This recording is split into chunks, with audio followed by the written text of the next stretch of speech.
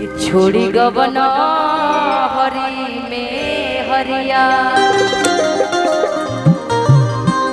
कि पिया भइले गुलारी के भोफू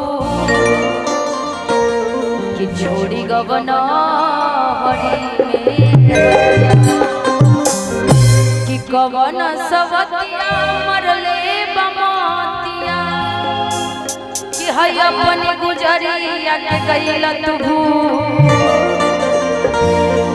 कि सुन सुन लागला से जरिया कि पिया भइले गुलारी के भोफू कि छोड़ी गवन हरी में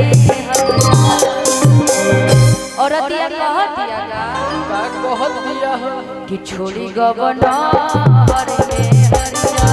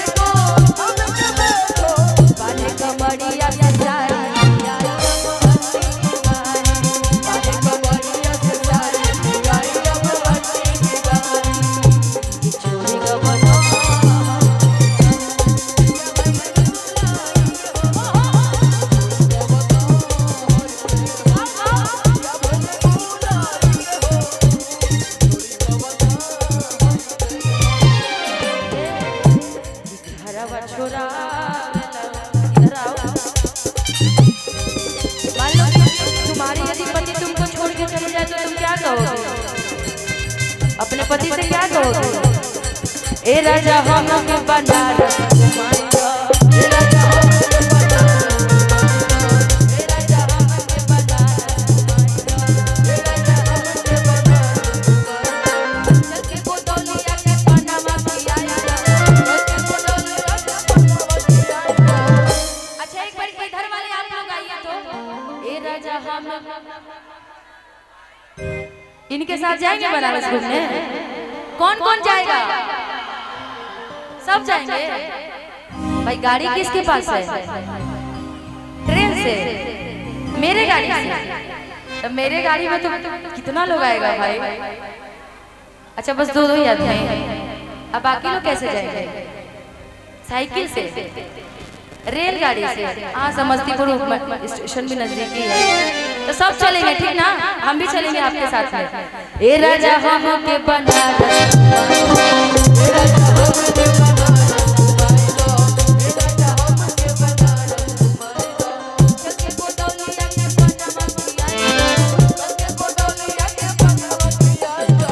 ए राजा हम के बनारस घुमाइलो, ए राजा हम के बनारस घुमाइलो, ए राजा हम के बनारस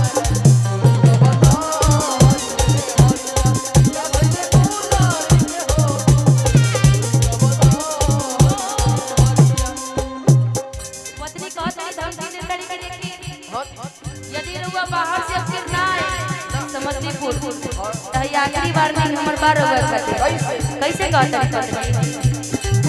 जदि बहरा से घरे ना होई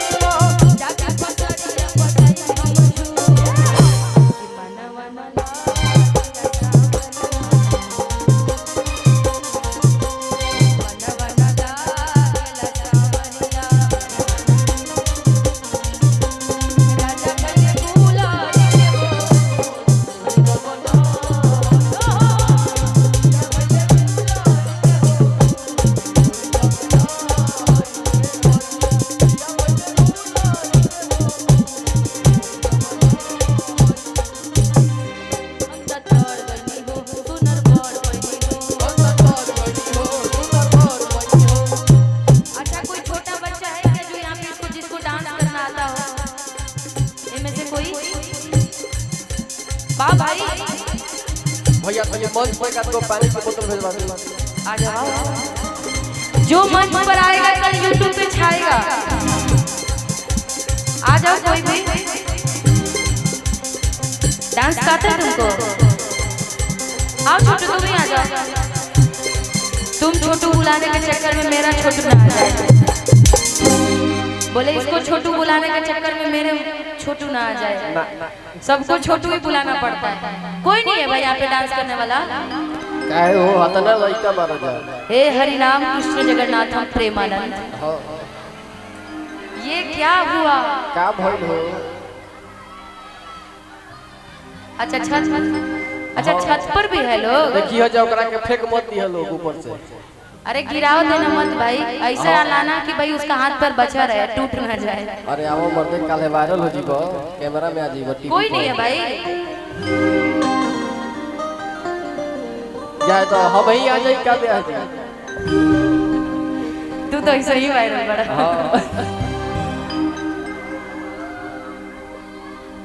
अरे उसको कैसे लग रहा है कि जैसे मंडप से भगा रहे हैं। अरे आओ यार 500 रुपया मिल गया वो। शादी वाले मंडप से उसको भगा रहे हैं सब। आओ 1000 रुपया दिया दे बाबा। जा रुपया ना चाहिए हो। छोड़ो, यहाँ के लड़के लोग में कोई पावर नहीं, वो डांस नहीं कर सकते, उनको आता ही नहीं ना। सब डरपोक है, सब डरने वाले लोग हैं। आता ना लइका कि हम तर गईनी हो छुछु नर बर पैनी हो आहई छुछु नर के चक्कर में बिगड़ गईनी हो। एक खुशी रहे लगवा, खुशी हो आ गई।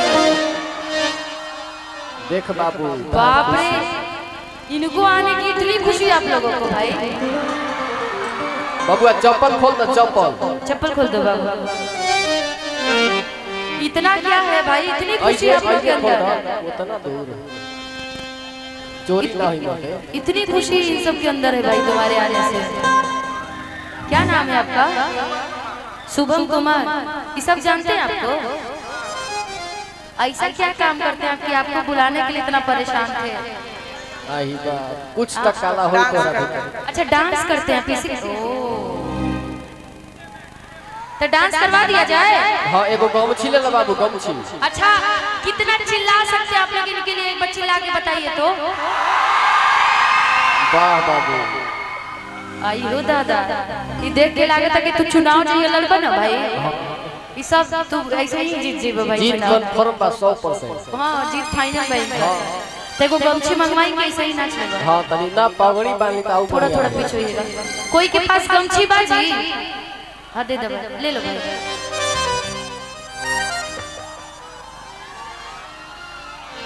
हां हां पगड़ी बांध लो या कमर में बांध लो, जो तुमको अच्छा लगे। तनी टाइटे बानियो। ना ना ई ना, ई अभी ना, ई ना अभी लइका ई पति बावे भाई। लइका के नेता के चुनाव लड़ावे के भाई सब ना बनाओ अभी। कमर में बांध लो, कमर में बांध। टाइट रह बाबू।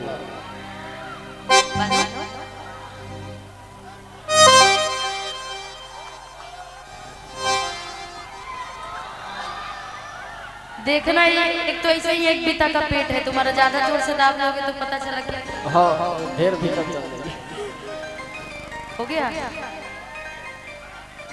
अच्छा हां अभी ये बताओ भाई कि इन दोनों में से चाहे इन दोनों में से कौन पसंद है आपको? देखिए तू जानी तो लाले परी बारी जा। कौन पसंद है? दू जानी लाल परी, एगो उजर परी, एगो हरियर परी। देख ला ये पसंद। कौन? हाथ पकड़ के लाओ। हाथ रख दे बाबू तोहरे। हाथ पकड़ के लाओ। कौन पसंद है? बार बाबू वाह, ले जाओ आगे ले जाओ। अच्छा ऊपर इधर आओ, इधर। आपका बंटी नाम है? बबली बंटी। ये बंटी है, बबली है। ठीक भाई, यो भाई बढ़िया फंसा है भाई लड़की। एक पर एक फ्री ना। तो मान लो अपना नाम क्या बताओ छोटू? शुभम। शुभम संग बंटी। ठीक। अच्छा मान लो कि बंटी तुम्हारी शादी हो जाए शुभम से, और शुभम तुमसे खूब निशा प्यार करे। जी, निशा जी, इनके पापा को भी बुला लिया जाए। न पापा आए हैं, पापा शुभम कन्यादान भी कर देंगे, लगे ले हाथ। न कन्यादान धूमधाम से करवाया जाएगा, हम भी आएंगे तुम्हारे कन्यादान में, ठीक ना। अब टेम्परेरी वाला कि मान लो कि शुभम तुमसे खूब प्यार करे और खूब तुमको प्यार करे, खूब माने, इज्जत करे, तो तुम अपनी सखी से बोला, अपनी बहन से बोला, ठीक, बबली से।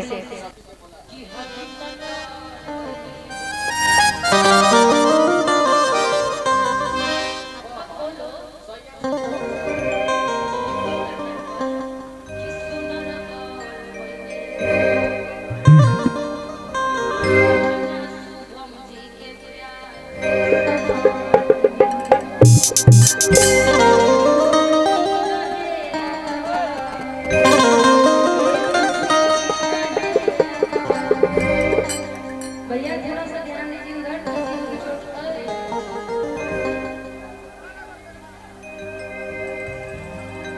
सावधानी बरतिए, सावधानी।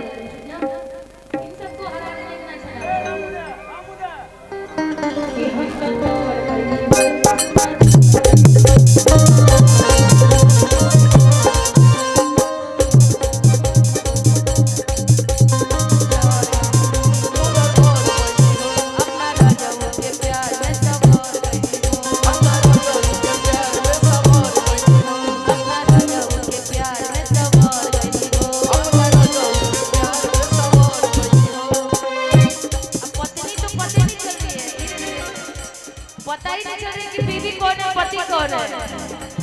बीवी पति को छोड़ के इधर आ गई है। अब पति अपने में मगन है। और साली जो रहता था, साली जो है, साली के तरफ नहीं, घरवाली के तरफ रहो इधर। अब वही होली के दिन में साली है तुम। हम तक तोड़ गई हो, सुनर मोड़ गई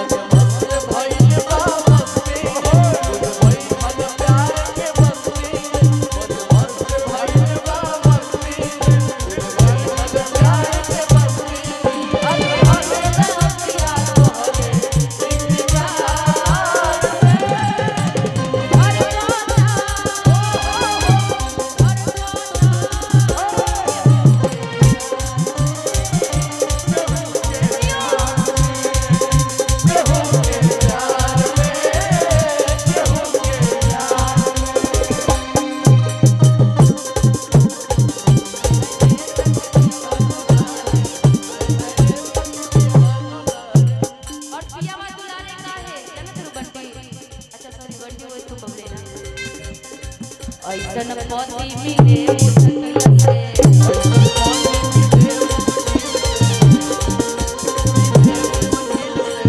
देखो इधर बाबा भी हैं, बाबा भी आगे से बहुत प्यार करते होंगे। आधी से अधिक जिंदगी इन्होंने जी लिया, अब हमारी और तुम्हारी बारी है जिंदगी जीने की। बाबा से आशीर्वाद दिया जाएगा, उनका बहुत देखिए क्या बात है। ऐसन पति मिले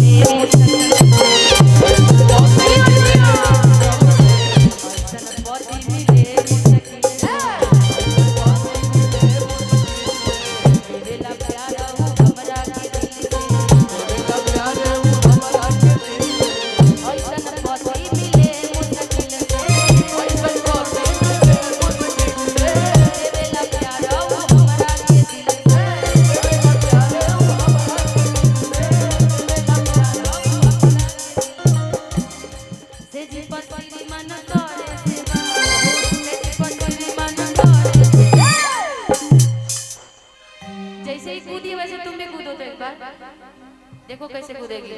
से जी पसीरी मन करे सेवा ना ना ना ऐसे ना देखो कैसे नाच रही है, सेम ऐसे नाचना। से जी पसीरी मन करे सेवा गई पसीरी मन करे सेवा रखिया बात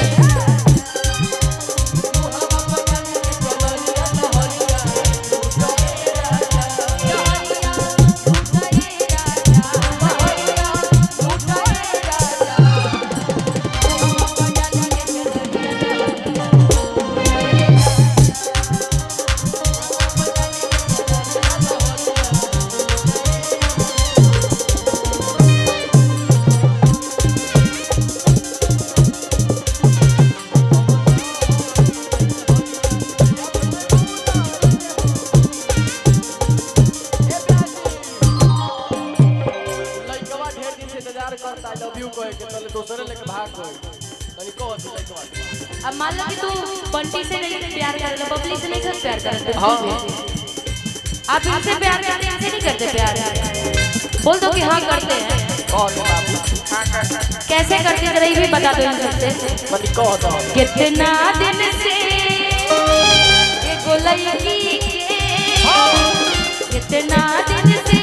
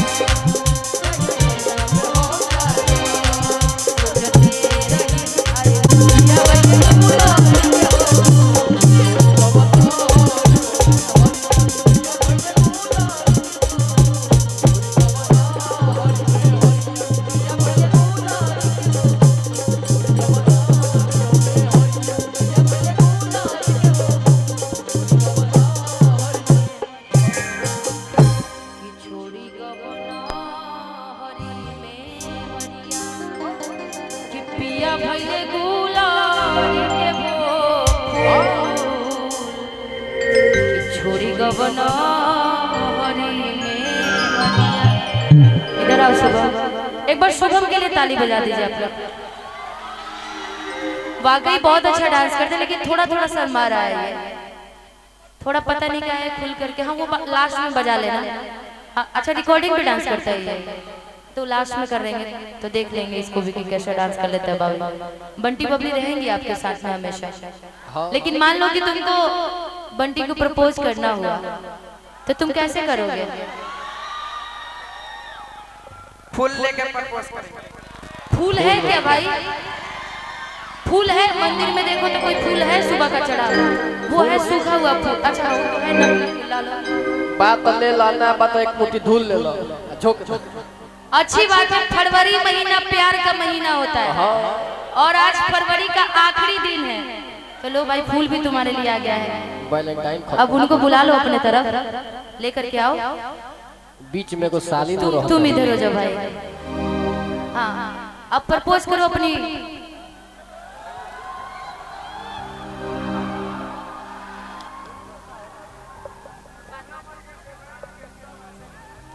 सिखा दो भाई, सिखा दो। अच्छा करो करो, कैसे प्रपोज करोगे?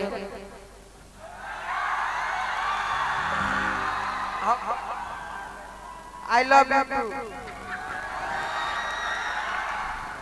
वो तो आई लव यू बोली नहीं, तुम खाली आई लव यू टू बोले। पहले आई लव यू टू तुम बोली थी आई लव यू, बोली थी, बोली। अच्छा हेलो, मतलब कि गया, कहते कि जो लड़की हंसी वो भाई, तू तो बहुत लकी बड़ा भाई।